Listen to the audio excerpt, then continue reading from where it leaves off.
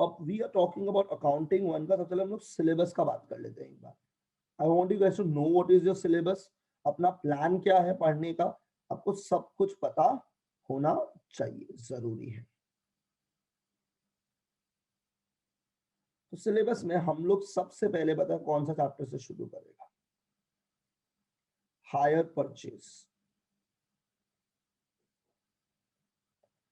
सबसे पहले अपन कौन सा सब्जेक्ट, कौन सा चैप्टर से शुरू करेगा अपना सिलेबस के अंदर, हायर परचेज से शुरू करेगा, ठीक है। हायर परचेज के बाद जिस सब्जेक्ट में हम लोग जाएगा, जिस चैप्टर में जाएगा, sorry, that is insurance claim. तो अपन शुरू करेंगे हायर परचेज से, नेक्स्ट चैप्टर अपन जाएंगे इंश्योरेंस क्लेम, इसके बाद अपन जाएंगे ब्रांच अकाउंट्स,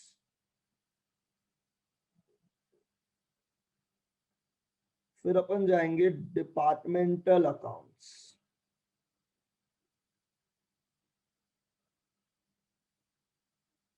तो hire purchase, insurance claim, branch account, departmental account, incomplete records. Incomplete records का मतलब होता है सिंगल एंट्री। आई होप हम लोग को सबको पता है हम लोग अपना अकाउंटिंग कौन सा बेसिस पे करते हैं, डबल एंट्री। ये चैप्टर सिंगल एंट्री का है, तो इस सिंगल एंट्री को डबल एंट्री पे ले जाने वाला चैप्टर है हम लोग का। तो hire purchase, insurance claim, branch account, departmental account, incomplete record, single entry, ठीक है। उसके बाद अपन लाइट चैप्टर्स करेंगे, प्रॉफिट और loss, pre and post incorporation, profit और loss, pre and post incorporation. फिर हम लोग करेंगे कैश फ्लो, फिर हम लोग क्या करेंगे, कैश फ्लो। तो यार हम लोग का पहले है हायर परचेज, इंश्योरेंस क्लेम है, फिर है ब्रांच अकाउंट्स, फिर departmental accounts, then is incomplete record, single entry, फिर है प्रॉफिट और loss, pre and post incorporation, ठीक है। इसके बाद क्या बोला हमने, cash flow statement. Next chapter क्या कर रहे हैं हम लोग, कैश फ्लो स्टेटमेंट, ठीक है। फिर थोड़ा सा लॉ का फील आएगा यहाँ पे, एंड आई होप कि आप लोगों को लॉ अच्छा से आता है, नहीं तो लॉ वाला फीलिंग क्लियर नहीं होगा आप लोगों को। तो बोनस इशू, अब सब लोग ने आपने बोनस इशू और शेयर्स पढ़ा है कंपनी लॉ के अंदर, यस या नो? हाँ भैया, हाँ भैया, हाँ भैया, हाँ भैया। बोनस इशू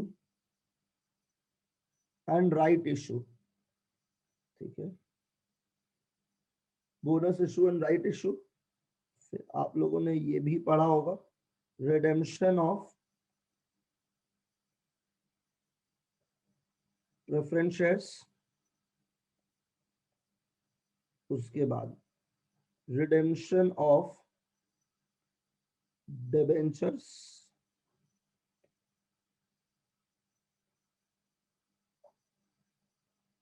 एंड लास्ट में we end up with investment accounts. ये कैश फ्लो स्टेटमेंट का अकाउंटिंग स्टैंडर्ड किसी को पता है क्या? आई होप सब लोग अकाउंटिंग स्टैंडर्ड का नाम सुन चुके हैं। किसी को कैश फ्लो स्टेटमेंट का अकाउंटिंग स्टैंडर्ड पता है? AS3 है। तो कैश फ्लो स्टेटमेंट का अकाउंटिंग स्टैंडर्ड क्या है? AS3। और इन्वेस्टमेंट अकाउंट्स का अकाउंटिंग स्टैंडर्ड इज 13। ये मेरा पार्ट है आपको जो कवर करना है। इसके सिवा फाइनेंशियल स्टेटमेंट ऑफ कंपनीज है, जो आई थिंक प्रभाव sir has already taught you guys in quite a detail मेरे हिसाब से। हाँ भैया, एंड अकाउंटिंग स्टैंडर्ड्स, जो आई थिंक AS1 है, AS2 है, AS3 यहाँ आ गया, मेरे पार्ट में आ गया, AS10, AS11, AS12, AS16। ये हम लोग का करिकुलम है पूरा का पूरा अकाउंट्स का, पर ये मेरा पार्ट नहीं है, तो हम इस पार्ट को यहाँ से हटा रहे हैं। मेरा पार्ट ये है, ठीक है। ये आपका सिलेबस है। अपना कॉपी का फर्स्ट पेज पे अपना सिलेबस नोट डाउन कर लो, जो मेरे साथ आप कवर करोगे। प्लीज नोट डाउन कर लीजिए फटाफट से। आई होप आप लोग लिख रहे हैं। एक थोड़ा सा रिस्पॉन्स करते हैं, तो हमको ऐसा लगेगा कि हम वन साइडेड पढ़ा रहे हैं। हाँ भैया। ठीक है, लिख रहे भैया। हाँ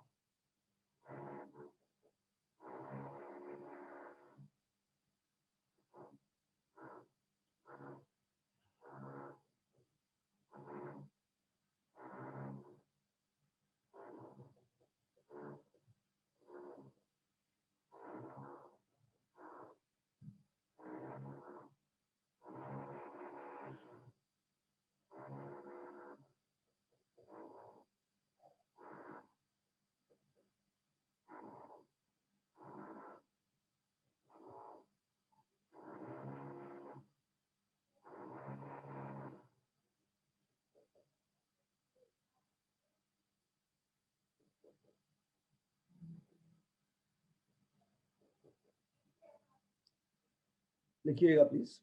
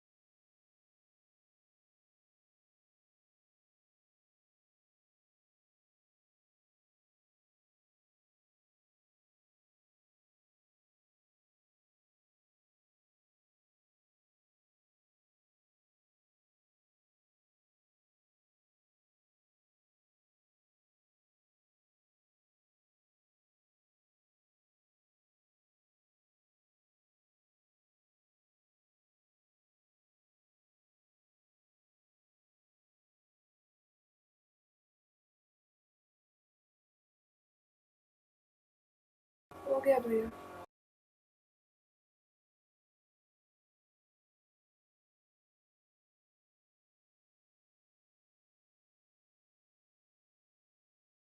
हो गया।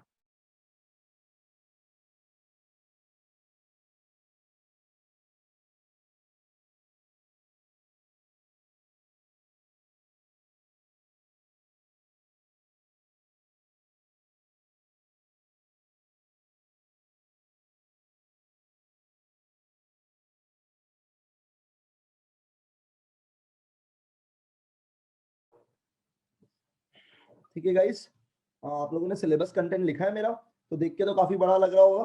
ठीक है, पर आई प्रॉमिस यू दिस, आपको एक बार भी पेन फील नहीं होगा पूरा सब्जेक्ट करते हुए। ये मेरा गारंटी, आपको हर एक चैप्टर आराम से समझ में आएगा। ठीक है, क्लियर है सबको? अब मेरा बात ध्यान से सुनना प्लीज। ये जो चैप्टर है ना, हायर परचेज, ये हम लोग शुरू कर रहे हैं। तो जो भी चैप्टर शुरू होता है ना, वो स्लो होता है, क्योंकि हमको आपके साथ थोड़ा टाइम लगेगा सेट होने में, आपको मेरे साथ सेट लगेगा, क्योंकि हम यहाँ पे अलग तरीका से पढ़ाते हैं। डोंट टीच जैसे हम पहले पढ़ाते हैं 11 12 सीए फाउंडेशन, हम वैसे नहीं पढ़ाते। यहाँ पे मेरा things are very different of teaching manner. तो हायर परचेज से अपन शुरू करेंगे, इसमें टाइम लगेगा थोड़ा, क्योंकि ये पहला चैप्टर है। आपको भी I want you guys to keep relax, and आपका बाकी सब्जेक्ट्स पैरेलल चल रहा है वैसे भी। फिर हम लोग इंश्योरेंस क्लेम में जाएंगे, विच इज हैज 2 पार्ट्स। ठीक है, ये भी इतना डिफिकल्ट नहीं है, पर जो बड़े चैप्टर्स है, अब मैं उसको हाईलाइट करता हूं।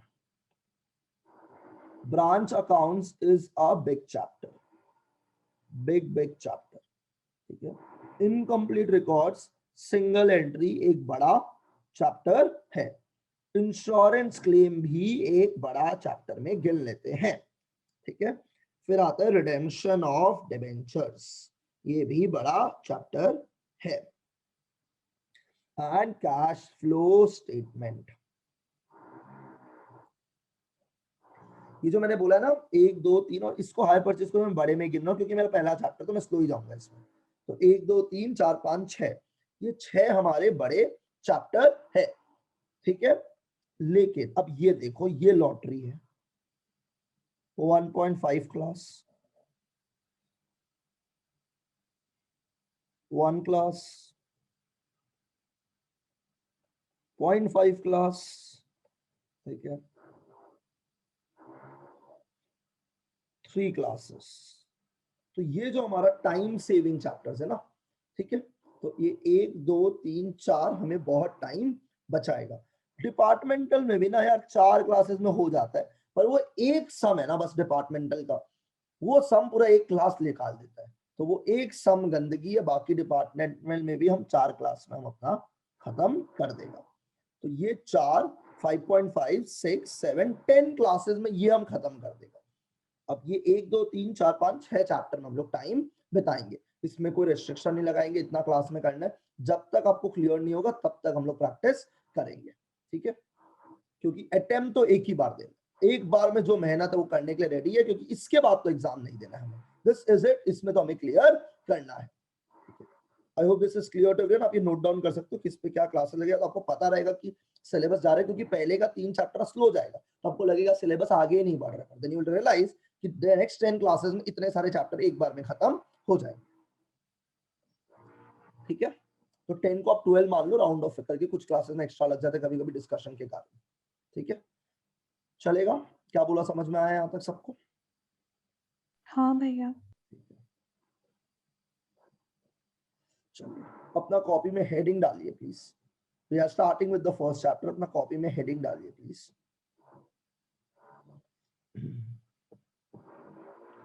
अपना कॉपी में हेडिंग डालिए, हायर परचेज, हेडिंग डालिए please, hire purchase and installment sale transaction, hire purchase and installment sale transaction. तो आपको मैंने हेडिंग डालने बोला है, क्या चीज का? हायर परचेज एंड क्या है दूसरा पार्ट? Instalment sale transaction. ये अपना हेडिंग है, hire purchase and installment sale transaction.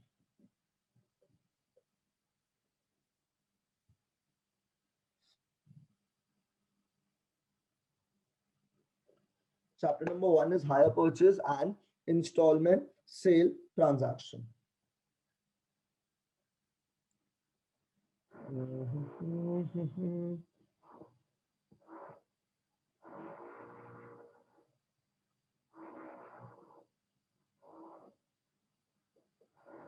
हो गया, डाला हेडिंग आप लोगों ने? अब हम आपके साथ ना एक स्टोरी शेयर करेंगे। पहले तो बताना वॉइस अच्छे से सुनाई दे रहा है ना, क्लियर है ना, कोई दिक्कत नहीं है कम्युनिकेशन में हमारे बीच में रहे, ठीक है? हाँ भैया क्लियर है।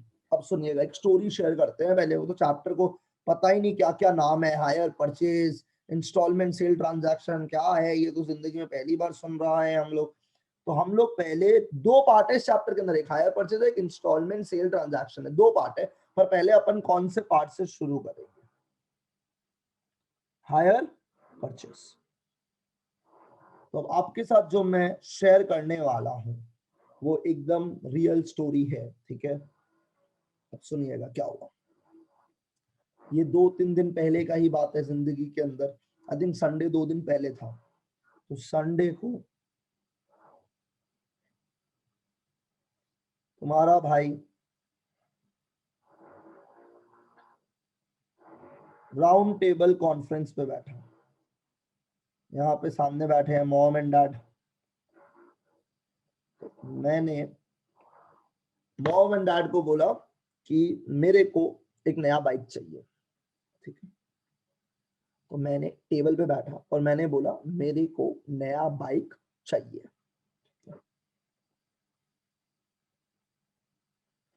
तो मॉम एंड डैड ने बोला पैसा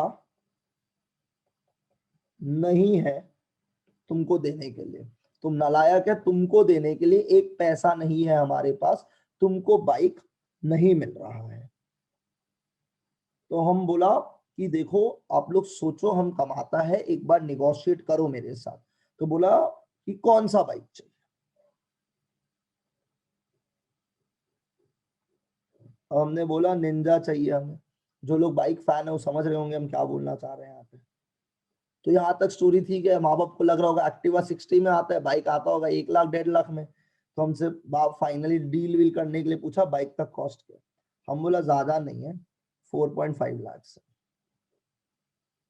देख रहे हो भाई का स्वाग, देख रहे हो अभी तक, ठीक है, अभी तक सब बढ़िया है जिंदगी में, क्योंकि बाप अभी तक चप्पल निकाल के मारना शुरू नहीं किया हमको, तो अभी तक सब बढ़िया लग रहा है, हम भी चौड़ में बैठा हुआ है, ठीक है, हम इतना चौड़ में बैठा हुआ है ना कि तुम समझ नहीं सकते हम कितना चौड़ में बैठा हुआ है, हम इतना ज्यादा चौड़ में बैठा हुआ है कि हमको, हम पैर वैर ऊपर करके फैल के बैठा हुआ है भाई, मतलब तुम समझ रहे लेवल देख रहे अभी, बस खाली 4.5 लाख, कोई बड़ा अमाउंट नहीं, आप हमको दे सकते हैं, ठीक है।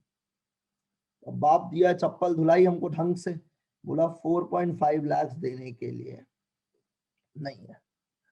तो अब हम बोला कि देखो आप हमको एकदम इज्जत से बताइए, एकदम इज्जत से कितना रुपया देने के लिए आपके पास, ये बताइए प्लीज जल्दी से। तो बाप ने बोला मैक्सिमम 1 लाख रुपया देगा हम, तुम लेना है तो ले लो, ठीक है, क्या निंजा बिंजा क्या क्या बकबक कर रहे हो तुम, चाइना का लग रहा है हमको तो, ठीक है। हम बोला कि ठीक है ना, तो आप 1 लाख देने के लिए रेडी है ना, कोई दिक्कत नहीं है। तो बाइक कितना का था भाई लोग? 4.5 लाख, 4.5 का। बहुत बढ़िया। इस 4.5 लाख में से मेरा बाप मेरे को चप्पल धुलाई देने के बाद कितना रुपया देने का एग्री किया है? लाख 1 लाख। 1 लाख। तो 1 लाख देने का बात किया, तो अब भाई को जुगाड़ कितना रुपया का करना है? 3.5 5 लाख।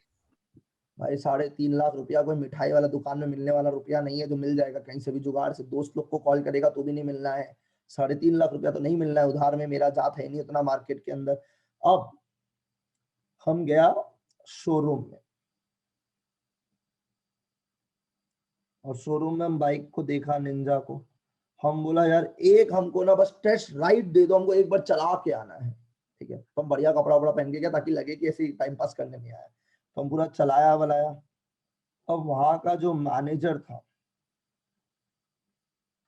वो मैनेजर का नाम था चंपा, अपना जो मैनेजर था वो था अपना चंपा। चंपा बोला सर कैसा लगा आपको बाइक चला के? हम बोला बहुत ही मजा आया हमें बाइक चला के, और हमें लग रहा है हमें यही बाइक लेने का मन है। तो बोला सर ले लीजिए, इससे बेहतरीन बाइक नहीं है जिंदगी में। हम बोला हाँ आप सही बोल रहे हैं, हमको भी ऐसा ही लग रहा है, लेकिन दिक्कत ये है कि मेरे पास रुपया नहीं है, और हम ये सोच के वहीं पे रोने लग गए हैं फूट फूट के। तो मैं वहीं पे रोने लग गया अपना सर पकड़ के, क्योंकि मेरे पास तो रुपया नहीं है। देख रहे हो आंसू निकल रहे हैं भारी भारी एकदम, ठीक है। तो मेरे पास तो रुपया है नहीं देने के लिए। तो मैनेजर चंपा बोला, चंपा हाथ लगाया मेरे को, मर्द ऐसे सख्त है अपन पर, यहाँ पिघल गए हम। चंपा ने बोला कोई टेंशन नहीं है गौतम, आपके पास पैसा कितना है इस टाइम पे आप ये बताइए, क्योंकि आप शोरूम में आए हो, आप अच्छे आदमी लगते हो, कुछ तो लेके आए होगे। मैंने बोला चंपा मेरे पास 1 लाख रुपया है आपको देने के लिए, मतलब बाइक के लिए 1 लाख रुपया है देने के लिए। तो ये चंपा ने बोला कि क्यों टेंशन ले रहे हो, मैं हूं ना आपके साथ। मैंने बोला चंपा आप दोगे क्या? बोला कैसी बातें, आप 1 लाख रुपया आज पेमेंट कर दो, इस 1 लाख रुपया को पेमेंट को हम लोग बोलेंगे डाउन पेमेंट। चैप्टर शुरू हो चुका है, इस 1 लाख के हम लोग क्या बोलेंगे? डाउन पेमेंट, ठीक है यहाँ तक। तो 1 लाख रुपया आज आप पेमेंट कर दीजिए, और इस 1 लाख रुपया को हम लोग क्या बोलेंगे? Down payment.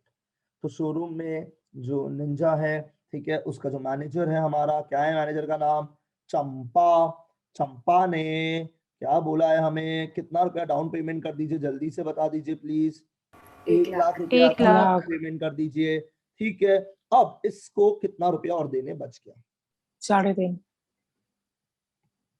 कितना रुपया देना बच गया अपना? 3.5 लाख। 3.5 ड्यू है, ये किसे देना है? चंपा को। तो चंपा अभी तक तो एकदम मेरे को एकदम बोलता ना कि बेबी बेबी टाइप ट्रीट कर रहा है, मतलब तुम समझ रहे हो, एकदम पूरा पर्सनल अटेंशन दे रहा था अभी तक हमको जिंदगी में, और अब वो मेरे साथ फायदा उठाया मेरा। बोला कि आप एक काम कीजिएगा, आप एक काम कीजिएगा, आप 1 लाख रुपया आज दे दीजिए। तो हम बोला कि ठीक है हम आज 1 लाख रुपया दे देगा, तो क्या ये बाइक मेरा हो जाएगा? बोला हाँ आप लेके जाइए बाइक और चलाइए चौड़ में, कोई दिक्कत नहीं, और कभी कभी हमें भी घुमाइएगा। बोला हाँ चंपा जरूर आपको घुमाएंगे, कोई दिक्कत नहीं है, जिंदगी में आपको तो घुमाना ही है, क्योंकि आप मेरी जिंदगी में भगवान बन के आए हो। और अब ये चंपा अपना रंग रूप दिखाएगी और चंपा ने बोला आपको 10 इंस्टॉलमेंट में हमें पेमेंट करना है बचा हुआ रुपया। और ये बहुत ही सिंपल हो गया है क्योंकि आज तो आपके पास 1 लाख रुपया ही है देने के लिए, पर अगर आप हर 6 महीना में या हर साल में आप मेरे को 10-10 हजार का 10 इंस्टॉलमेंट दे दीजिएगा। मैंने बोला मतलब चंपा आप मेरे से डाउन पेमेंट में ले रहे हो 1 लाख, ठीक है ये समझ आया, फिर आप मेरे से 10 इंस्टॉलमेंट ले रहे हो और हर इंस्टॉलमेंट कितना रुपया का ले रहे हो आप लोग? 10,000 का। ठीक है क्या यहाँ तक स्टोरी? या दिक्कत हो गया किसी को? तो वो हमसे 10 इंस्टॉलमेंट ले रहे हैं 10,000 का। Clear, comfortable with the story या शुड आई रिपीट या क्या दिक्कत है किसी को? कुछ या समझ में आया यहाँ तक? ना बे समझ गया। तो अब आप ये बताओ ये चंपा ने मेरे से डाउन पेमेंट कितना रुपया? 1 लाख। 1 लाख। ले लिया। फिर हर बार हमसे क्या मंगवाया है इन्होंने? इंस्टॉलमेंट। चंपा बोलता है मेरे को बहुत ही पसंद है तो अब 10 बार आइएगा मेरे से मिलने के लिए, इसी बहाने हम मिलेंगे। बोला ठीक है, 10 बहाने करके ले गए दिल, कोई दिक्कत नहीं है हम आएंगे भाई 10 बार तेरे से मिलने चंपा। और हर बार ये मेरे से कितना रुपया लेने चाहता है हमारा चंपा? 40,000। तो 40,000 10 इंस्टॉलमेंट में कितना रुपया बनता है भाई लोग? 4 लाख। 4 लाख। दिक्कत। तो अब ये टोटल पेमेंट हमसे कितना ले लिया? 5 लाख। 5 लाख। ले लिया सब ले लिया। पर इस बाइक का दाम कितना रुपया का था? 4.5। अभी बाइक बनाना हमको नहीं आता है, मेरा डायग्राम बहुत खराब है, ठीक है, पर ये मान लो ये मेरा बाइक है, सुपर बाइक, ठीक है। तो ये बाइक का दाम कितना रुपया था? 4.5 लाख। पर चंपा तो कह के मेरा ले गए और हमसे कितना रुपया मांग रहे हैं? 5 लाख। ठीक है चंपा हम तेरे को अपना बेबी समझ रहे, तूने मेरा बेबा बना दिया है, 5 लाख क्यों ले रहे हो हमसे बाइक का? हम तो तेरे पर्सनल फेवरेट थे, हम तो तेरे से 10 बार मिलने आ रहे हैं, क्यों कर रहे हो आप ऐसा? तो हमें चंपा ने समझाया, समझिए गौतम भैया आप समझिए बैठ के। अब भैया बोल रहे हैं देखिएगा, अगर आप 4 लाख रुपया आज देते, क्या आप लोग सब लोग हैं मेरे साथ? ये अब रियल फाइनेंस वर्ल्ड में जा रहा है। अगर आप 4.5 लाख रुपया आज देते तो आपको लोन लेना पड़ता? यस या नो बता दीजिए जल्दी से हमें। हाँ भैया। और ये लोन के ऊपर हमें क्या देना पड़ता? इंटरेस्ट। हम बोला बात तो सही किया आपने चंपा बेबी, लेकिन हमें लोन का जरूरत ही नहीं है, हमारे पास बहुत पैसा बचाना से तुम देख रहे हम उसको क्यों दिखाए ना कि मेरा बाबा मुझे जूता चप्पल से मारा है, मेरे पास तो बहुत पैसा, हम तो लोन लेता ही नहीं चंपा। तो बोला याद करो वो दिन जब आप फूट फूट के रो थे। मैंने बोला वो तो ऐसे ही वो हम रो रहा था क्योंकि हम तुमको देख के पिघल गए थे। चंपा बोला लेकिन अब आप दूसरा सिचुएशन समझिए, अगर आपके पास 4.5 लाख रुपया होता और आप अगर हमको 4.5 लाख रुपया एक बार में दे देते तो आप अपना जिंदगी में फिर पता है क्या खो देते? इंटरेस्ट। मैंने बोला चंपा ये समझ नहीं आया हमें, कैसे खो देते हम इंटरेस्ट? हम तो पेमेंट करके बाइक चला रहे होते। तो सोचो आज आपने कितना रुपया पेमेंट किया? 1 लाख रुपया। कितना रुपया आपके पॉकेट में अभी भी रह गया? हम बोला 3,50,000 रुपया अभी भी रह गया मेरा पॉकेट में। बोला हाँ सही बोल रहे हो। तो आप इस 3,50,000 को कहीं पे क्या कर सकते थे? इन्वेस्ट। और वो इन्वेस्ट करते तो आप उसके ऊपर क्या कमाते? इंटरेस्ट। ये इंटरेस्ट आप लूज आउट कर लेते, एंड जो आप लूज आउट करते इसको हम लोग बोलते हैं अपॉर्चुनिटी कॉस्ट। यार ये अपॉर्चुनिटी कॉस्ट तो हम लोग बचपन में पढ़े थे कि हम लोग अपॉर्चुनिटी कॉस्ट सबको पता है यहाँ पे, जो चीज आप खो देते हो बिकॉज ऑफ डूइंग समथिंग्स। हम आपको अगर सीए इंटर यहाँ पढ़ा रहे थे, हम कोई और बैच को नहीं पढ़ा पा रहा है, तो वो गया मेरा लाइफ से, वो लॉस्ट अपॉर्चुनिटी है मेरे लाइफ से। समझ में आया सबको?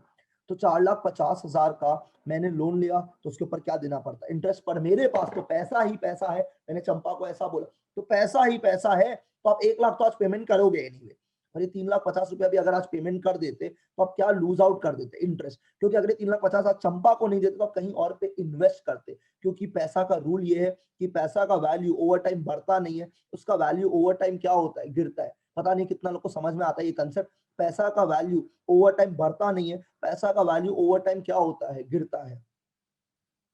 समझिएगा प्लीज जल्दी से। हाँ भैया। हाँ भैया। हाँ भैया। अपन इंटरेस्ट 3,50,000 हमें इंटरेस्ट हम 3,50,000 कमा पाते ओवर द टाइम पीरियड, और हम ये लूज कर देते अगर हमने पूरा 4.5 लाख चंपा को पहले ही दिन में पेमेंट कर दिया होता। तो ये जो इंटरेस्ट हमारा लॉस होता, ये कॉस्ट हमारा क्या कॉस्ट माना जाता?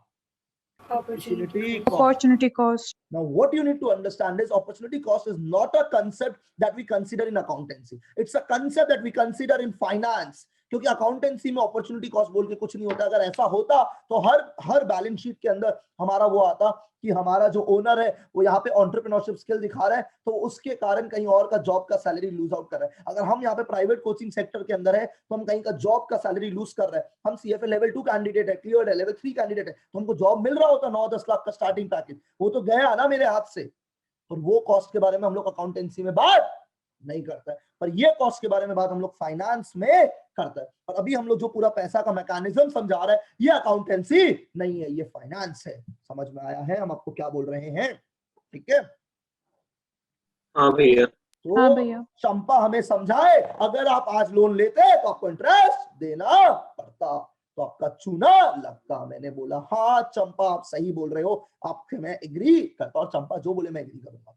दूसरे सिनारियो में चंपा बोल रहे हो अगर आप आज पूरा पेमेंट मेरे को कर दोगे तो ये पैसा मेरा हो जाएगा और मैं इसको कहीं और इन्वेस्ट करके कुछ कमा लूंगी उस पैसे पे, और आप वो नहीं कमा पाओगे और आप वो इंटरेस्ट खो दोगे। और अगर आपने वो इंटरेस्ट खो दिया है तो जो आपने खो दिया है उस कॉस्ट को हम लोग क्या कॉस्ट बोलते हैं? Opportunity cost. समझ में आया है सबको? ठीक है। तो देखिए आप भी विन विन हो, हम भी विन विन है, आप भी खुश हम भी खुश, क्या दिक्कत है? मैंने बोला यार हम एक्स्ट्रा 50 पे कर, तो बोला वो आप एक्स्ट्रा 50 पे कर रहे हो, वो इंटरेस्ट कंपोनेंट है, and this is a win win for both the parties. समझ में आया मैंने क्या बोला? ठीक है। हाँ भैया। हाँ भैया। हाँ भैया। पर क्या ये बाइक मेरा हो गया क्या? क्या ये बाइक मेरा हो गया क्या? मेरा क्वेश्चन ये आपसे। ये बाइक को मैंने इंस्टॉलमेंट में खरीदा है, मतलब मैंने बोला कि ठीक है चंपा डील डन, आज आप ले लीजिए 1 लाख रुपया और मैं आपको 10 बार मिलने आऊंगा, और हर बार कितना रुपया देने आऊंगा? 40,000 देने आऊंगा। तो 4 लाख प्लस 1 लाख हम 5 लाख टोटल पेमेंट करेंगे आपको, पर देना कितना था आपको? 4,50,000, पर हम दे कितना रहे हैं? 5 लाख। हम ज्यादा क्यों दे रहे हैं? क्योंकि इसके अंदर क्या छुपा हुआ है? इंटरेस्ट। ठीक है, बताइएगा पहले यहां तक समझ आया या नहीं आया? समझ गया भैया। क्लियर है भैया। अब एक बात बताइए, हमने बाइक का डिलीवरी ले लिया है और हम पूरा रेडी है बाइक चलाने के लिए, क्या ये बाइक का ओनर हम बन गए हैं क्या? नहीं भैया, फुल ओनर नहीं हुआ अभी तक। क्या ये बाइक का ओनर हम बन गए हैं क्या? बताइए सोच के जल्दी से। नहीं, पैसा पूरा दिया नहीं है। क्या होगा चंपा, क्या मैं बाइक का ओनर हूं या नहीं हूं? वो बोला you have full right to use the bike, bike को यूज करने का पूरा राइट है आपके पास। मैंने बोला बहुत ही बढ़िया, मतलब अब चलाइए, आप बोलिए बाइक मेरा है, कोई दिक्कत नहीं है, पर the ownership has not yet been transferred. समझे हो, बोलो जल्दी से। हाँ भैया। हाँ भैया। तो right to use the bike किसके पास है भाई? बाइक ओनर के पास है, पर ownership has not yet been transferred. तो right to use the bike is with the bike owner, पर the ownership has not yet been transferred. ये ओनरशिप अभी भी किसके पास है? ये ownership has not yet been transferred, पर right to use the bike is with the bike owner. ये ओनरशिप अभी भी किसके पास है? प्लीज मेरा बेबी का नाम बोल दो एक बार जल्दी से, क्या है? तो मेरा ओनर का ट्रांसफरशिप अभी भी चंपा के पास है। यार आप लोग को ये पता है रियल लाइफ में आप लोग तो सब ऐसे अमीर हो, मैं अपना ही बात करता हूँ, मैंने एक कार लोन पे लिया, आपको पता है कार के साथ एक डॉक्यूमेंट आता है, उस डॉक्यूमेंट को हम लोग आरसी बोलते हैं। हाँ भैया। पता है ओनर में ना मेरा नाम नहीं लिखा हुआ होगा, क्योंकि हम ये कार क्या चीज पे लिया है? लोन। फिर जब मेरा पूरा लोन पेमेंट हो जाएगा तो फिर से हम आरसी का डॉक्यूमेंट सबमिट करेंगे, सारा की हमने सारा प्रूफ देंगे कि हमने लोन पेमेंट कर दिया, तभी आरसी में मेरा नाम का ओनरशिप आएगा। समझा? तो मतलब क्या ये बाइक का राइट यूज मेरे पास है क्या? यस, ये आपके पास है। तो अगर आप ही इस बाइक को यूज कर रहे हो तो डेप्रीसिएशन भी कौन चार्ज करेगा?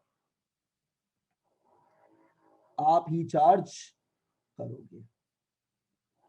समझ में आया है हम क्या बोले हैं? क्योंकि वो लगाता है जो एसेट को यूज करता है, तो एसेट को तो यूज मैं ही कर रहा हूं मेरा भाई। सही है? Fair enough for everyone? ठीक है। हाँ भैया। अब देखिएगा, अब हम लोग कुछ कुछ वर्ड्स को यहाँ पे समझते हैं। ये बाइक का जो दाम था, एक्चुअली अगर हम आज खरीदता तो हमको जितना रुपया पे करना पड़ता, उसको पता है हम लोग क्या बोलते हैं? Cash price. क्या बोलते हैं उसको? अपन जल्दी से बता दीजिए उसको अपन क्या कैश बोलते हैं? प्राइस। Cash price. ये कैश प्राइस कितना रुपया था अपना? 3,50,000। ठीक है। हम लोगों ने जो आज तुरंत पेमेंट किया, that is called as down payment. कितना का पेमेंट किया हमने? 1 लाख। 1 लाख।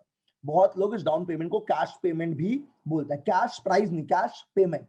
तो ये बाइक अगर हम आज पैसा देके खरीदता, हम गलत लिखा, सॉरी, हम बाइक आज देके खरीदता तो हम कितना रुपया में खरीदता? Sorry my bad, 4.5 lakh. अरे हम कंफ्यूज हो गया था। तो 4,50,000 इज आवर कैश प्राइस। और आज हम लोग ने कितना का पेमेंट कर दिया? डाउन पेमेंट कर दिया। कितना रुपया का? 1 लाख। फिर हम लोग सीरीज में पेमेंट कर रहे हैं। कितना का सीरीज में? 10 इंस्टॉलमेंट कर रहे हैं, इंस्टॉलमेंट में।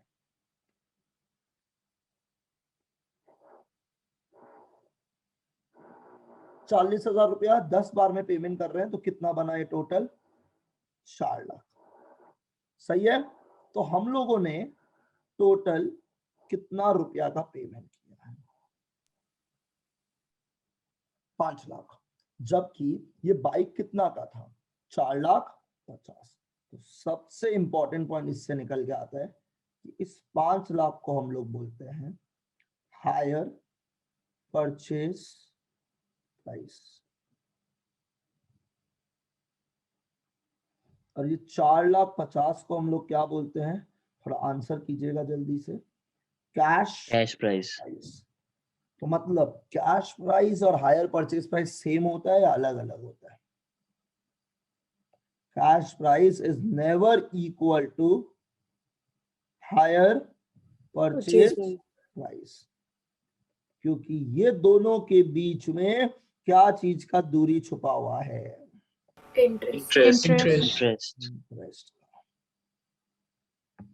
समझ में आया होगा? तो आप लोगों को पहले चीज तो समझ में आ गया हो कि इस चैप्टर में अपने को ये इंटरेस्ट कैलकुलेशन तो होलसेल में करना पड़ेगा। यस या नो? ये आप समझे हो या नहीं समझो? बताइएगा जल्दी से।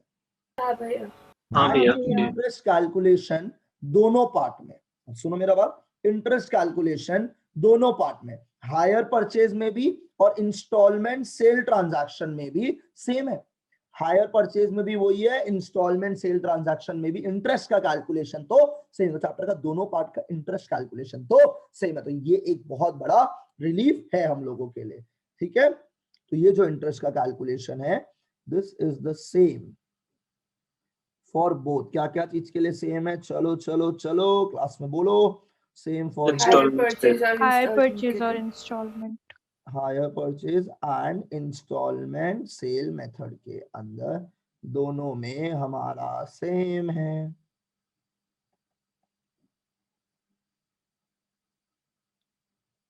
ठीक है? यहाँ तक अंडरस्टैंडिंग बताइए, क्लियर नॉट क्लियर? ठीक है? क्लियर है भैया। ये दोनों मेथड का जो जर्नल एंट्री होगा, ये दोनों का क्या होने वाला है? अलग अलग होने वाला है। ठीक है? दोनों का journal entry, the accounting treatment, the journal entry of both the methods are separate, but the interest calculation is both the methods of the same. और अभी जो हम पूरा स्टोरी सुना रहा था वो हम आपको हायर परचेज के बारे में सुना रहा था। इंस्टॉलमेंट सेल के बारे में तुम कुछ बोलना ही नहीं चाह रहा है। ठीक है? क्या बोला? तो समझ में आया है? जल्दी से बताइएगा। हाँ भैया। हाँ भैया। अब आप बिलीव नहीं करोगे क्या होने वाला है जिंदगी में, ठीक है। अभी ना वर्ड्स यूज ज्यादा नहीं किया, टेक्निकल वर्ड्स कुछ कुछ वर्ड्स यूज किए, हम अपने आप आपको सब कुछ समझाएगा, लास्ट में एक समराइज करके कॉपी में नोट्स बनाएगा हम लोग एनीवे, ठीक है। और पहला क्लास थोड़ा ज्यादा हेवी हो जाएगा, आपको पसंद ही नहीं आएगा, नेक्स्ट क्लास आप लोग आएगा ही नहीं फिर, तो पहला क्लास थोड़ा लाइट ही रखता है, बेटर है, ठीक है। सुनिएगा प्लीज।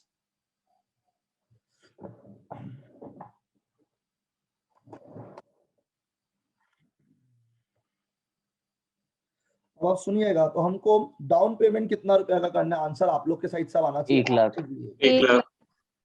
तो we need to make a down payment of 1 lakh.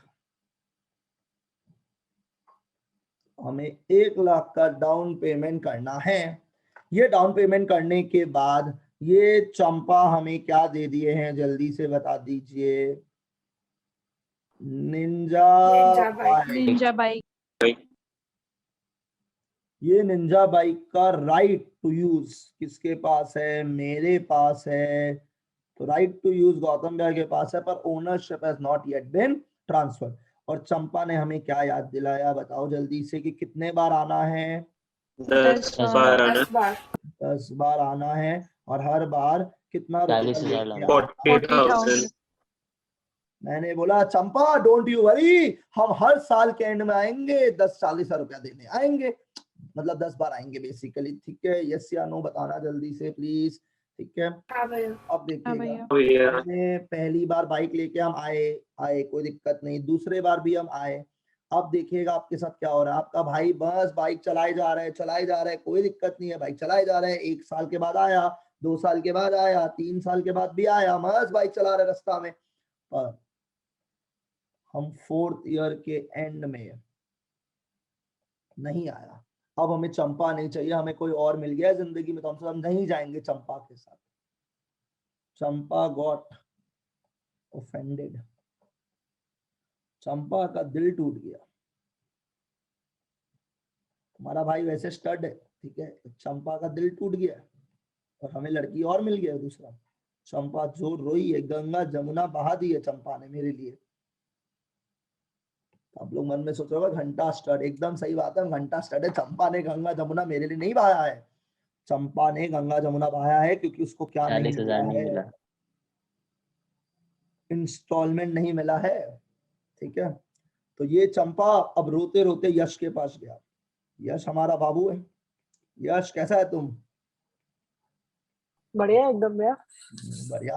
तो अपन चंपा ये यश बाबू के पास गया और बोला बाबू याबू मेरे साथ बहुत खराब किया है ये गौतम ने, ये हमारा एक इंस्टॉलमेंट पे नहीं किया। बाबू बोलते क्या बड़ा बात है, अभी इसको अपना जात दिखाते हैं, इनको कोई दिक्कत नहीं है। तो चंपा बोला कैसे?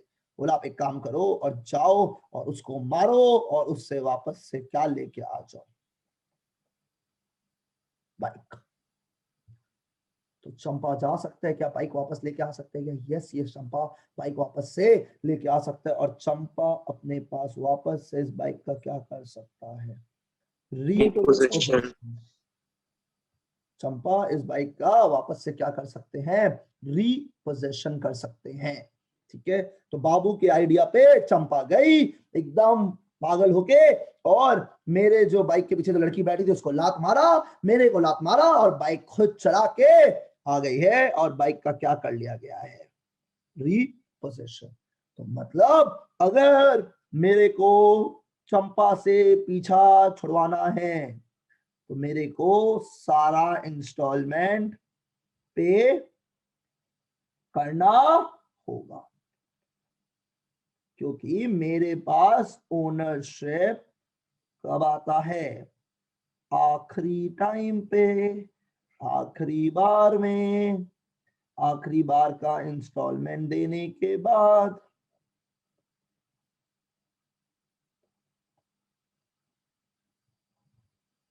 ठीक है, तो ये सारा इंस्टॉलमेंट पे करने के बाद आपके पास क्या आता है ये बता दीजिए जल्दी से, ओनरशिप। और ये ओनरशिप कब आता है, आखिरी बार का इंस्टॉलमेंट देने के बाद। तब तक मेरे पास ओनरशिप नहीं है, मेरे पास क्या है, इस बाइक को यूज करने का राइट।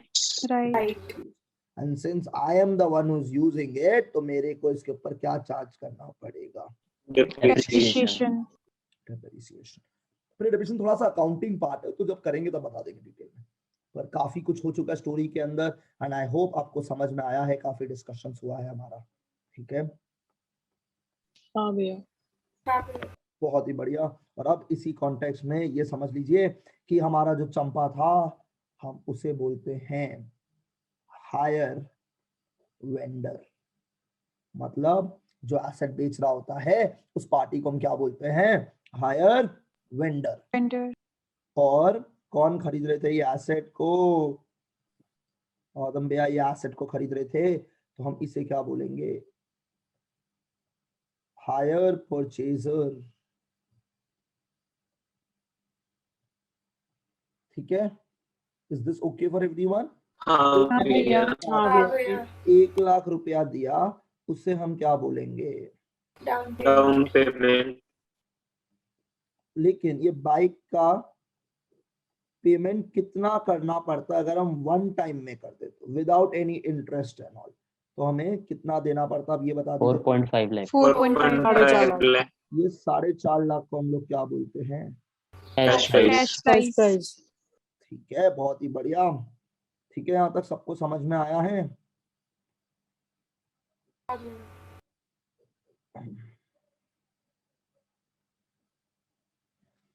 एंड अब लास्ट चीज, और इस कॉन्टेक्स्ट को समझना बहुत ही ज्यादा जरूरी है, ठीक है। लेकिन हमने क्या किया, हमने 1,00,000 पे किया प्लस हम 10 इंस्टॉलमेंट दे रहे हैं, which obviously includes what, interest at the rate ₹40,000। तो टोटल कितना रुपए का पेमेंट किया हमने, 5,00,000। और इसे हम क्या बोलेंगे, हायर प्राइस, हायर प्राइस ही बोल देते हैं, बेटर एचपी के नाम से डिनोट करेंगे। तो कॉस्ट कैश प्राइस को क्या नाम से डिनोट करेंगे, सीपी। हायर प्राइस को क्या नाम से डिनोट करेंगे, एचपी। और ये दोनों के बीच में जो दूरी है वो दूरी को हम बोलते हैं इंटरेस्ट, ठीक है। और हम दोनों के बीच में जो वो लेटर साइन होगा उसे हम बोलते हैं हायर परचेज एग्रीमेंट।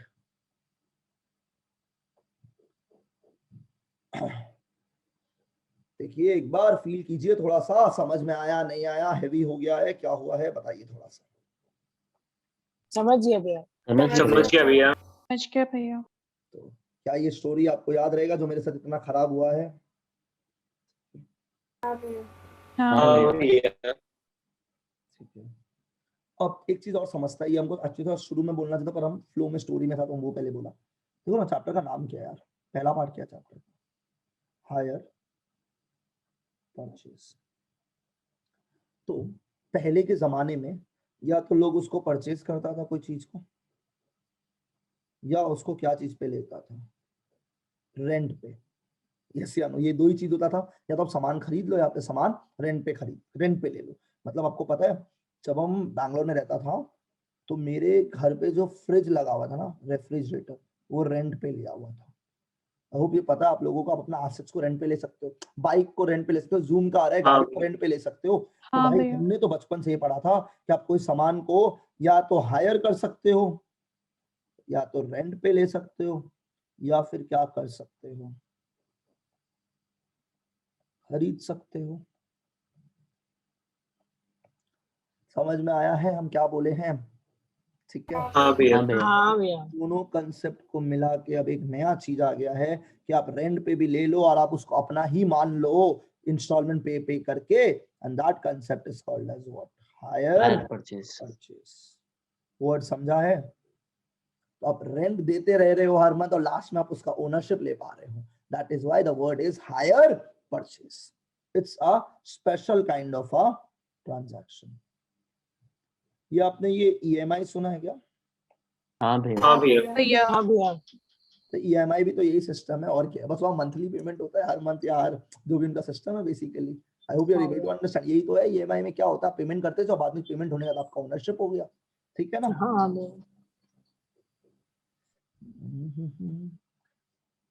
तो I hope you are able to understand हम क्या बोला है, ठीक है। हाँ भैया। हाँ अब एक भैया। चीज बहुत जरूरी है, हम आपको कुछ समझाना चाहते हैं कि आप लोग सुनने के लिए रेडी है। ये एक नॉर्मल अकाउंटिंग टीचर का लेक्चर में नहीं होगा, पर हमें थोड़ा सा टाइम डिवाइड करो। आज पहला class, I hope no one minds अगर हम एक्स्ट्रा 15 मिनट्स बिताए किसी के साथ। तो एवरीवन इज चिल, रिलैक्स है ना, स्ट्रेस ज्यादा तो नहीं हो गया जिंदगी में, ठीक है ना, आप लोग रिलैक्स है ना सब लोग? हाँ भैया। हाँ भैया। हाँ भैया। हाँ भैया। सुनिएगा आज एक बात, हम आज यहाँ खड़े हैं, इसको हम लोग बोलते हैं टाइम जीरो। आज एक चीज लर्न कर लो मेरा भाई, जब तुम पहला मोमेंट पे खड़ा है, आज अगर खड़ा है, उस टाइम मोमेंट को हम लोग क्या चीज से डिनोट करते हैं? जीरो से। आज वाला टाइम को हम लोग क्या मोमेंट से डिनोट करते हैं? जल्दी से बता दीजिए प्लीज, जल्दी से। जीरो से। ठीक है। और आज से 1 साल बाद का टाइम पीरियड को क्या चीज से डिनोट करेंगे? 1 साल, 2 साल, 3 साल, ऐसा 3 साल बनाया हमने। आज वाला टाइम को क्या बोलते हैं हम लोग? जीरो। आज से 1 साल बाद को 1 2 3, ये 1 2 3 इंडिकेट करता है ईयर एंड। ठीक है। मेरे पास आज एक प्रोजेक्ट आइडिया आया है बिजनेस करने का, और इस प्रोजेक्ट आइडिया में दाम लगेगा, टोटल प्रोजेक्ट आइडिया का जो दाम लगेगा हमारा, वो दाम हमारा लगने वाला है 10 लाख रुपया। सबके पास कैलकुलेटर है क्या? आप लोग के पास कैलकुलेटर है आप लोगों के पास? हाँ हाँ भैया। भैया। तो हमारा कितना रुपया जाने वाला है आज? 10 लाख। 10 लाख। आज तो गया, कितना गया? 10 लाख गया, गया। फिर बाद में हमारे पास क्या आएगा? रुपया आएगा। कब कब आएगा रुपया? Year 1, year 2, year 3। समझ रहे हो मैंने क्या बोला है? थोड़ा सा हाँ भैया। कि हमारे पास रुपया कब आएगा? ईयर 1 में आएगा, ईयर 2 में आएगा, ईयर 3 में ये रुपया आएगा। और आज मेरे पॉकेट से कितना रुपया गया है? 10 लाख गया है। समझ गया, समझ गया, समझ गया? हाँ समझ गया। आगे बढ़े? हाँ आगे बढ़िए। हाँ।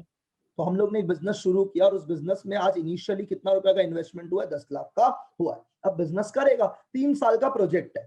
क्या बोला समझ रहा होगा? 3 साल का ये बिजनेस आइडिया है। ठीक है। उसके बाद आगे में वापस से पैसा इन्वेस्ट होगा। तो हमको 3 साल का डिसीजन लेना, और हर आदमी एक बिजनेस करने से पहले डिसीजन लेता है। I hope you are able to understand हम क्या बोल रहे हैं। तो हमें ये बिजनेस करना है नहीं करना है, इस डिसीजन लेने को हम लोग बोलते हैं कैपिटल बजटिंग डिसीजन। क्या डिसीजन बोलते हैं हम इसको? Capital budgeting decision.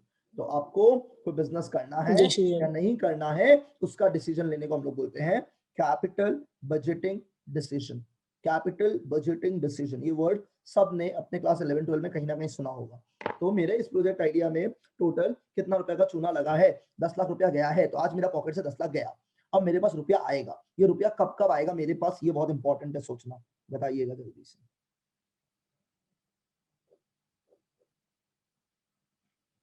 कब कब रुपया आएगा मेरे पास, ये बताइए। 1 2 3 ईयर एंड पे। ईयर एंड 1 2 3 में मेरे पास रुपया आएगा। तो मानिएगा पहला साल में 4 लाख आया। क्या ये आ गया या आप सोच रहे हैं आज? या आप सोच रहे हैं आज? करेक्ट। क्योंकि 10 लाख रुपया लगाने के बाद आदमी नहीं सोचता है ना, तो रुपया लगाने से पहले आदमी सोचता है। तो कितना रुपया आज आपने सोचा कि 1 साल बाद हम कितना रुपया कमाएगा? 4 लाख। ईयर 2 में मैंने सोचा 5 लाख, और ईयर 3 में थोड़ा सा बिजनेस हौले हौले हो गया है और हम 3 लाख कमाए हैं। तो मेरा भाई लोग, इस 3 साल में हमने कितना रुपया कमाया? जल्दी से बता दीजिए एक बार। कितना रुपया कमाया हमने इस पूरे बिजनेस से 3 साल में? बताओ जल्दी से। 12 लाख। 12 लाख। पर मेरा इस पूरा बिजनेस में लगा कितना रुपया है? 10 लाख। तो ये जो 10 लाख और 12 लाख का दूरी है, ये हमारा कितना का दूरी है? 2 लाख। तो ये जो 10 लाख और 12 लाख का दूरी है, ये दूरी हमारा कितना रुपया का है? 2 लाख का। ये 2 लाख हम लोग का क्या हुआ है? प्रॉफिट। अब हमको एक बात बताइए, क्या हमें ये बिजनेस करना चाहिए या नहीं चाहिए? ये मेरा क्वेश्चन है आप सबसे।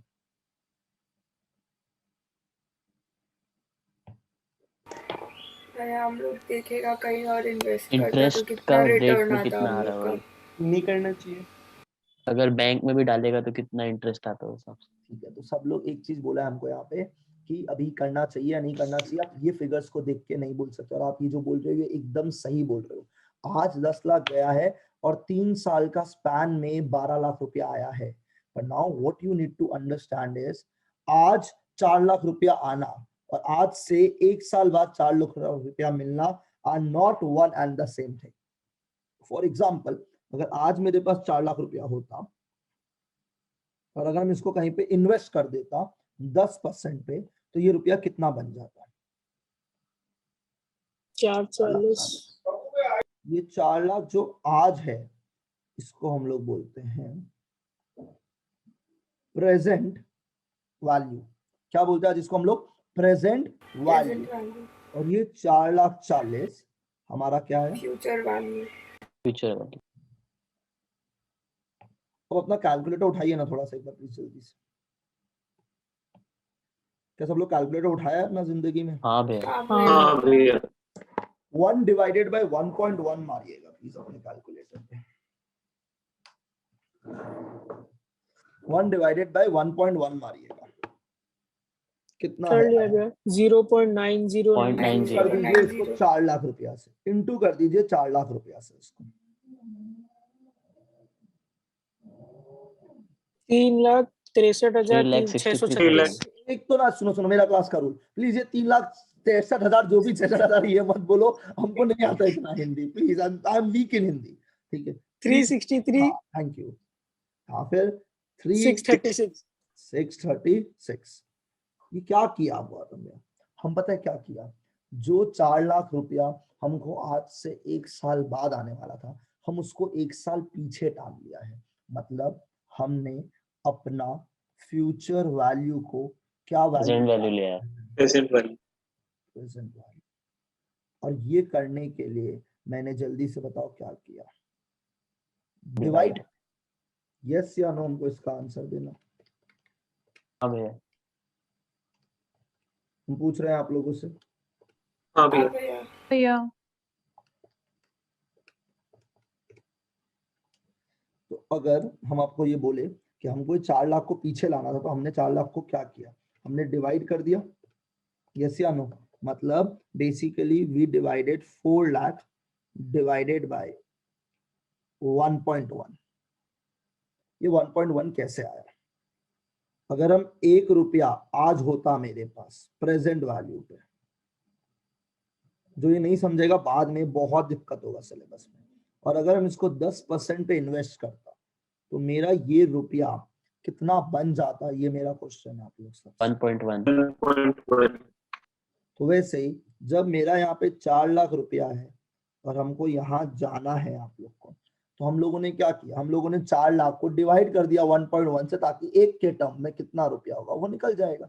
सोच के देखो एक बार हम क्या बोलना चाहते हैं। अब divided by the rate to arrive at that. I don't know whether you are understanding this और नॉट, नहीं तो बहुत दिक्कत होने वाला है मेरे को पढ़ाने में आगे। अब समझ भैया। का 1 रुपया 1.1 बना था 10% का इंटरेस्ट में, तो 4 लाख तो पूरा रुपया है ना, which is equal to not 10%, it is equal to what? 1.1। तो बहुत लोग पता है क्या बोलते हैं, 4 लाख को 10% से डिवाइड कर दो। भाई तुम कैसा बात कर रहे हैं? क्यों हम डिवाइड करें 10% से? क्योंकि 10% से डिवाइड करने का कोई लॉजिक ही नहीं बनता है। हम अगर आज 1 रुपया को बैंक में डालता 10% पे, तो वो 1 रुपया 1 साल बाद हमको कितना रुपया बन के देता? 1.1। तो वैसे ही 1 साल बाद हमको कितना रुपया मिला है? 4 लाख। अगर वो रुपया हमको आज मिलता और अगर हम उसको बैंक में इन्वेस्ट करता 10% का रेट पे, ठीक है, तो ये रुपया कितना बन के आता हमारे पास? 3,63,636 आज होता मेरे पास। फिर अगर हम इसको इन्वेस्ट करता 10%, अब करो तो इन्वेस्ट एक बार, 3,63,636 प्लस कर दो 10% इसके ऊपर, देखो 4 लाख आएगा। 4 लाख आ रहा है। इसको 10% जोड़ दो, 4 लाख आएगा ना, सही तो बोल रहे हैं। तो एक तरीका क्या होता है, आपको जब प्रेजेंट वैल्यू से कहां लेके जाना है? Future value. और एक तरीका क्या होता है, जब आपको फ्यूचर वैल्यू से प्रेजेंट वैल्यू लेके आना है। क्या बोला, समझ में आया क्या? हाँ भैया। हाँ भैया। ये बहुत इंपॉर्टेंट कंसेप्ट है, ये नहीं आया तो देखो वापस समझा देते हैं एक बार। आज जो रुपया मेरे पास है, मान लो मेरे पास आज 10 रुपया है मेरा भाई, कितना रुपया आज मेरे पास? 10 रुपया। ये 10 आज है मेरे पास, आज है। और अगर ये आज है तो इसको हम लोग क्या बोल सकते हैं? आज वाले रुपये को Present value. Present value. और ये 10 रुपया फ्यूचर में कितना रुपया बनने वाला है अगर हम 10% पे 11 रुपया। 11 रुपया। ये जो 11 रुपया बन जाएगा, 10 रुपया, इस रुपया को हम लोग क्या रुपया बोलेगा? Future value. फ्यूचर। वैसे ही हम लोग एक साल बाद कितना रुपया कमाएगा, यहाँ पे वो दिया हुआ है, कितना रुपया कमाएगा हमको ये बात जल्दी से बता दो। 4 लाख। तो ये 4 लाख रुपया हम लोग का क्या है रुपया, ये बताओ। Future value. Future value. Now what you need to understand is ये 10 लाख रुपया मेरा पॉकेट से आज जा रहा है और रुपया फ्यूचर में आएगा, पर हम वो बिजनेस करे या नहीं करे, ये decision has to be taken today. The decision whether to do the business or not to do the business has to be taken today. Guys, नहीं समझे हो? समझ गया भैया। समझ गया भैया। तो 4 लाख रुपया कब है, कितने टाइम बाद है, ये बता दीजिए। 1 साल के 1 साल बाद। तो इसको हम लोग क्या वैल्यू बोलते हैं? Future future. वैल्यू। एज्यूम करो कि मेरा जो अपॉर्चुनिटी कॉस्ट है, मेरा इंटरेस्ट रेट कितना परसेंट मान रहे हैं? 10%। तो हम 10% कमाना चाहते हैं, तो 4 लाख को अगर हम 10% के रेट से पीछे टाने तो मेरा कितना रुपया आ गया? पीछे टाने, सुन रहे? पीछे टानो, क्योंकि आपको पीछे लेके आना है। तो 4 लाख को पीछे लाने से मेरा कितना रुपया निकल के आएगा? आप लोग निकाल के बताए। 6,63,000। क्या? 3,63,636। ये मेरा आज आया है, समझ गए होंगे यहाँ तक? अब 2 साल बाद कितना रुपया आएगा ये बताना जल्दी से हमको। 5 लाख। 5 लाख जो आएगा वो 2 साल बाद आएगा, तो हमें इसे कितने टाइम पे लाना है? आज लाना है। अब इसे एक बार के पावर से टानना है या 2 बार के पावर से टानना है? 2 बार। 2 बार में। तब हमको करना है 5 लाख डिवाइडेड बाय 1.1 स्क्वायर। या फिर अगर आपको ये अच्छा नहीं लगता तो आप एक कैलकुलेटर उठाओ अपना, 1 डिवाइडेड बाय 1.1 करो जल्दी से, कितना आ रहा है? 0.909। 0.909। एक बार और एक बार दबा दीजिए कैलकुलेटर पे, कितना आ रहा है? 0.826। मतलब 1 रुपया अगर 2 साल बाद मिलता, 2 साल बाद कितना रुपया मिला हम लोगों को? 1 रुपया। अगर ये हमको आज मिलता तो हमको कितना रुपया मिलता? 82 पैसा। 0.826. 0.826. This is the discussion that we are doing and it is no way time pass. ठीक है? 0.826 इंटू कर दीजिए, कितना रुपया? 5 लाख। तो बताओ। 4,13,223। 13,223। सिमिलरली मेरे पास 3 साल बाद कितना रुपया आ रहा है? 3 लाख। 3 लाख। ये 3 साल बाद आ रहा है मेरा भाई, और इसे हमें कब निकालना पड़ेगा? 3 साल पहले। 3 साल पहले निकालना। 3 साल पहले। तो 1 डिवाइडेड बाय 1.1 एक बार, 2 बार, 3 बार, 0.751 आया है। हाँ भैया। तो 0.751 का मतलब समझा सकते हैं? 0.751 रुपया अगर मेरे पास आज होता और अगर हम इसे इन्वेस्ट करते एट द रेट कितना परसेंट पे? 10%। 10% for 3 years. 3 years। तो ये रुपया मेरा कितना बन जाता? 1 रुपया। ये हमने पढ़ा है। तो हमने 1 रुपया को 10% के फोर्स से डाला, और इसको निकालने का एक तरीका और है, 1 divided by 1.1 to the power cube. कितना रुपया आया? 0.751। सही है। इनटू क्या कर देगा हम लोग बताओ जल्दी से? 3 लाख। 3 लाख। 2,25,394। कितना स्लो करके थोड़ा सा बोल देते ना, 2,25,394। 2,25,394। अब अभी तीनों का अमाउंट को कैलकुलेटर पे मस्त ऐड कर दीजिए और बताइए अब कितना रुपया आ रहा है आपके पास जल्दी से।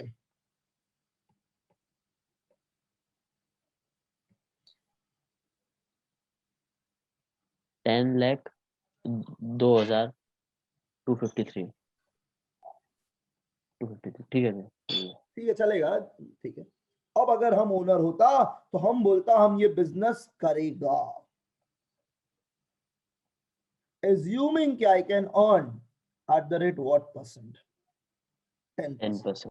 तो हम ये बिजनेस का रेट जो कॉस्ट है जो हम अपने लिए कितना परसेंट कंसिडर करके किया है कैलकुलेट 10%.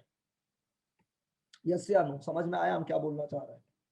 हाँ भैया हाँ भैया भैया तो वैसे ही सुनो, अगर हम लोग का कोई चीज का दाम कैश प्राइस समझता है, अगर आज खरीदता तो जो रुपया देना पड़ता उस चीज को हम लोग क्या बोलते हैं? Cash price. Cash price. तो अगर आज हम कोई चीज खरीदता तो उसका कैश प्राइस मान लो 100 था. कितना था? 100. 100. पर क्या हम आज पेमेंट करेंगे या हम फ्यूचर में पेमेंट करेंगे? ये बताओ जल्दी से. फ्यूचर फ्यूचर में पेमेंट करेगा. अगर हम फ्यूचर में पेमेंट करेंगे तो बोला 20% इंटरेस्ट लगेगा. फ्यूचर में पेमेंट करोगे तो 20% इंटरेस्ट लगेगा. तो इंटरेस्ट के बाद जो प्राइस आता है उस प्राइस को हम लोग बोलते हैं एचपी. तो सीपी कितना रुपया इस सामान का? जल्दी से आप आंसर कर दो एक बार जल्दी. 100. 100. और अगर हम इस पे प्लस कर दे हमारा इंटरेस्ट एट द रेट 20%, तो हमने क्या किया? 100 into 20 किया, क्योंकि हमें तो आगे लेके जाना है ना मेरा भाई. हमें तो आगे लेके जाना है क्योंकि इंटरेस्ट तो बाद में पे करेगा ना हम लोग. आप समझ रहे हैं? हम प्रेजेंट वैल्यू फ्यूचर वैल्यू से जोड़ रहे हैं. 100 रुपया आज का प्रेजेंट वैल्यू अगर आप आज पे करता, पर आप आज तो पे नहीं कर रहे, आप तो फ्यूचर में पे कर रहे हैं, तो आपको 100 रुपया को आगे पुश करना है. तो 100 प्लस 20% करके बताओ कितना रुपया आ रहा है जल्दी से? 120. 120. तो क्या हम ये बोल सकते हैं आप लोगों ने 100 into 1.2 किया है? यस या नो? सोच के देखो एक बार जल्दी से. हाँ भैया. ठीक है, तो ये हो गया हम लोग का रास्ता कैश प्राइस से एचपी जाने का.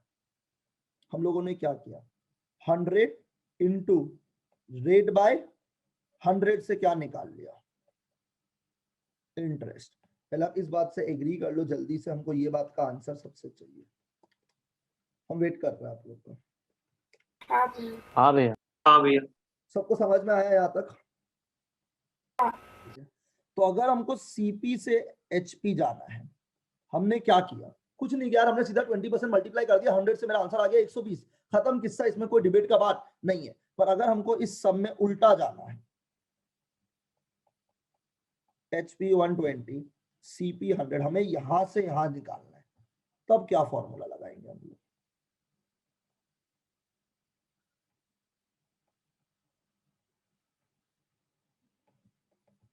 Rate 100 into rate by 100 plus rate करेंगे.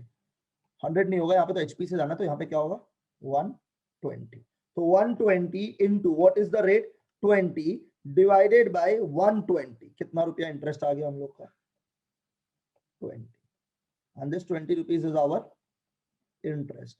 और इस इंटरेस्ट में हम लोग कहां से जा रहे हैं? एचपी से सीपी.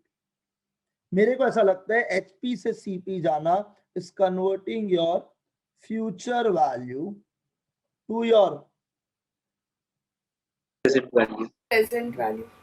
पर सीपी से एचपी जाना is like converting your present Present value to future to value. your future value.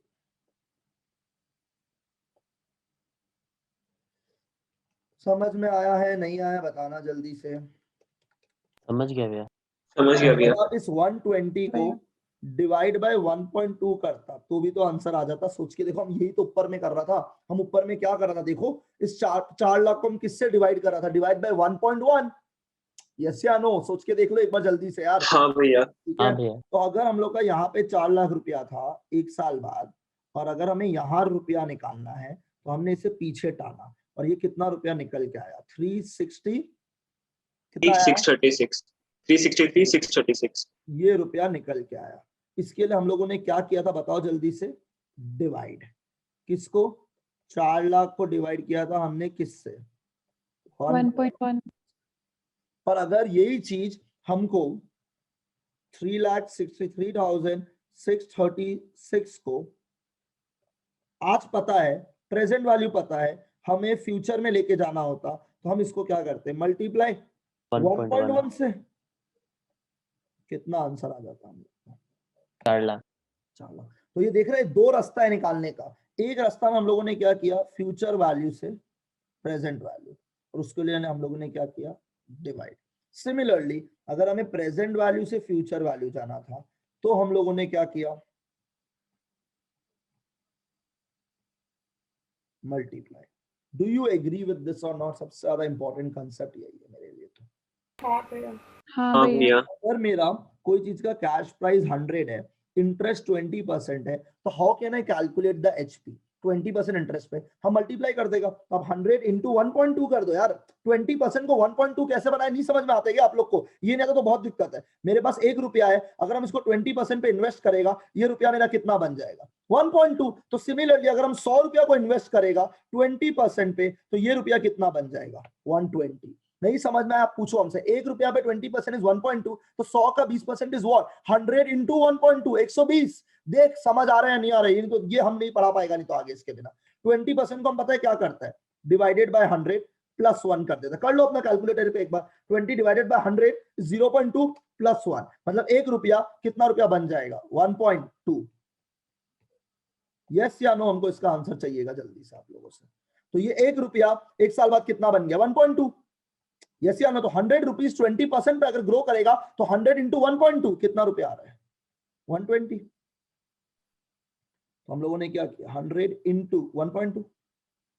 और अगर हमें उल्टा जाना है, ये 120 से 100 जाना है, तब हम लोग बताओ क्या करेंगे? हम आप लोग से पूछ रहे हैं। ये Divide कर 120 देगा। को डिवाइड कर देंगे 1.2। 1.2। ये कंसेप्ट है। तो एक तरीका है इंटरेस्ट निकालने का कॉस्ट प्राइस से एचपी, और एक तरीका है एचपी से कॉस्ट प्राइस। ये दोनों के बीच का खेल खिलावट होगा इन लोग का, ये करने का। और सीपी पता है, अगर आज पेमेंट करता तो कितना रुपया देता, और आज जो पेमेंट करने में जो रुपया जाता है उसको हम लोग बोलते हैं प्रेजेंट वैल्यू। पर हम लोग आज पेमेंट नहीं कर रहे, हम लोग फ्यूचर में कर रहे हैं, तो उसके अंदर क्या चीज का कंपोनेंट छुपा हुआ है? इंटरेस्ट का कंपोनेंट छुपा हुआ है, और उस प्राइस को हम लोग बोलते हैं एचपी। भाई और क्लैरिटी चाहिए या अब पूरा डिग इन करके आपको समझ में आ रही है? हम कॉपी में कुछ लिखवाए नहीं रहे, सब लिखवाएगा कॉपी, है ना? टेंशन मत ले, पहले कंसेप्ट बिल्ड करो पहला क्लास। पहले बोलो समझ में आया या नहीं आया, जल्दी से बताना प्लीज। समझ हाँ गया भैया। भैया। समझ गया हाँ भैया। भैया। बहुत बढ़िया। अगर आपको यहाँ तक समझ में आ गया है तो आज हम लोग यहाँ की स्टॉप करेंगे for the first class, for the first timing. काफी वर्ड समझ में आया है। नेक्स्ट क्लास से फुल फ्लेजर उतरेंगे और नोट्स बना के आगे सम्स की तरफ जाएंगे नेक्स्ट क्लास ऑनवर्ड से। हम आपको अपना मॉड्यूल का पीडीएफ ग्रुप पे डाल देगा। I think it's around 100 pages का पीडीएफ है। आप लोग वो पीडीएफ यूज भी कर सकते हो। आई थिंक खुलने वाला है, हम आपको खुद ही प्रिंट आउट दे देगा। तो एक चैप्टर के लिए आप लोग उसी पीडीएफ को यूज कर लेना एक बार क्लास के अंदर। आई होप सबके पास 2 डिवाइसेस है to manage for the time being मेरे हिसाब से। तो एक बार उसी से हायर परचेज वाला चैप्टर उसी से सम देख देख के कर लेना, और तब तक हम आप लोग को मॉड्यूल प्रिंट आउट करके देगा। होपफुली खुल जाए मेरे हिसाब से, हम ऐसा एज्यूम कर रहे हैं। नहीं तो आप प्रिंट आउट भी निकाल सकते हो। Will reimburse the cost to you, जो भी मेरा अकाउंटिंग 1 का मॉड्यूल का कॉस्ट लगेगा। ठीक है? क्या यहाँ तक किसी को कोई भी तरह का कंफ्यूजन हुआ है तो बता दीजिएगा प्लीज जल्दी से। नहीं भैया। नहीं भैया। भैया चलिए अब एक चीज बता देते हैं, हम लोग का कवरेज क्या होने वाला है। मेरा जो कवरेज होगा, सम्स का कवरेज, क्योंकि ये बहुत जरूरी है कि आपको पहला दिन से क्लियर हो जाए कि हम लोग क्या पढ़ने वाला है। क्या उसके सिवा सेल्फ स्टडी नामक कोई चीज करना है मेरे सब्जेक्ट के अंदर? क्योंकि लोग करते हैं सीए इंटर में सेल्फ स्टडी, सब लोग करते हैं, थोड़ा अपना देखते हैं कि सब कवर्ड है, और आप नहीं देखते हो तो आप चोमू हो। मेरे को तो यही बोलना पड़ेगा आपको अल्टीमेटली। तो मैं तो आपको मानता हूँ कि आप सब कुछ देखते हो। तो आपको मेरे सब्जेक्ट के लिए मैं आपको क्या करवाने वाला हूँ इज सबसे पहले मेरा मॉड्यूल। तो हम लोग क्या करने वाले हैं? मेरा मॉड्यूल करने वाले हैं। ठीक है? उसके बाद ये मेरा मॉड्यूल है। उसके बाद आईसीआई का बुक आपका होमवर्क में जाएगा। समझ में आया? तो होमवर्क क्या जाएगा? एक चैप्टर हुआ, आईसीआई का पूरा मटेरियल करना है, सॉल्व अनसॉल्व हो सकता है सेम सम हो, फिर भी करना है वापस से एक बार। तो 2 अलग कॉपी रखना, एक मेरा मॉड्यूल का और एक आईसीआई मटेरियल का। ठीक है? समझ में आया? क्योंकि हम आईसीआई का सोल्यूशन तो फॉलो नहीं करेंगे ना, हम लोग अपना तरीका से सम करेंगे। क्लियर है सबको यहाँ तक? ठीक है? And after every 2 chapters that we are done, we gonna solve RTP. ठीक है? इनका mock test paper and plus past questions. ये कब करेंगे? 2 चैप्टर्स होने के बाद। हर 2 चैप्टर पे हम लोग ये सॉल्व करेंगे। हम निकाल के दे देगा, हम लोग सॉल्व कर लेंगे। समझ में आया क्या आप लोग? तो ताकि 2-2 चैप्टर करके रिवाइज होते रहे। फिर 3 चैप्टर हो गया तो मान लो पहला 2 चैप्टर का हम आरटीपी करवाया आप लोगों को। फिर जब 3 चैप्टर हो जाएगा तो हम तीनों चैप्टर का आपको एमटीपी करवा देगा। फिर 4 चैप्टर हो गए तो चारों चैप्टर का क्या करवा देगा? पास क्वेश्चन, ताकि अब जब चौथा चैप्टर में हो तो आप फर्स्ट चैप्टर नहीं भूले। ये मेरा वादा है आपसे। ठीक है? समझ में आया सबको आज का क्लास में क्या क्या किया? ज्यादा नहीं पढ़ाया और एक स्पीड में पढ़ाया गया है। And I hope you guys are comfortable with the online classes. किसी को भी दिक्कत नहीं हुआ इस मीडियम से पढ़ने में? नहीं भैया। ठीक है? हाँ, I prefer more of a morning time, because मेरे को ऐसा लगता है मॉर्निंग टाइम नेटवर्क डिस्टर्बेंस नहीं था। आप अगर फील करो अभी के क्लास में 1% नेटवर्क डिस्टर्बेंस नहीं था मेरे साइड से, मेरे एंड से। तो हमको नहीं पता आपके एंड से था या नहीं था, पर मेरे एंड से तो हमको नहीं लगा नेटवर्क डिस्टर्बेंस था। तो नॉर्मली इस टाइम पे नेटवर्क दिक्कत नहीं होता है, और शाम तक जाके नेटवर्क खत्म हो जाते हैं गुवाहाटी के अंदर। तो आई विल सजेस्ट कि अगर हम लोग मॉर्निंग क्लासेस कर सकते हैं कुछ टाइम तक, तो it's gonna be beneficial at the end of the day. ठीक है। हाँ, anyone having any doubts, any confusion regarding इतना कवरेज जो मैंने किया है यहाँ पे आप लोगों के साथ? कोई डाउट है किसी को? नहीं है भैया। नहीं भैया। नहीं है। एवरीथिंग जो मेरे को करवाना है, जो नहीं करना है, अपने को जो करना है, इतना करने से अपना मटेरियल इज सफिशिएंट, पूरा कवरेज होगा 100%, कोई दिक्कत नहीं किसी को, ठीक है। और थ्योरी क्वेश्चंस भी कुछ कुछ आ जाता है बहुत बार, तो वो सब भी हम आपको बताएगा ताकि आप लोग वो सब भी प्रिपेयर्ड रहे, ठीक है। हाँ, anyone has any doubt? I hope everyone is comfortable, ठीक है।